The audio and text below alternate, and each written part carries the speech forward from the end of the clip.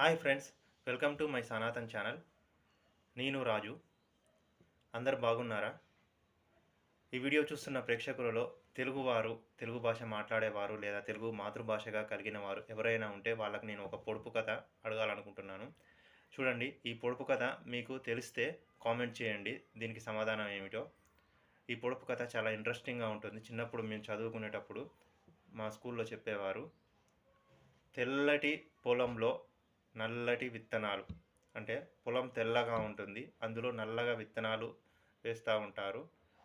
ఆ వేసిన విత్తనాలను చేత్తోని చల్లుతారు, నోటితోని ఏరుతారు. అంటే ఈ పొడుపు కథ ఏంటంటే, తెల్లటి పొలంలో నల్లటి విత్తనాలు చేత్తో వేస్తారు, నోటితో ఏరుతారు.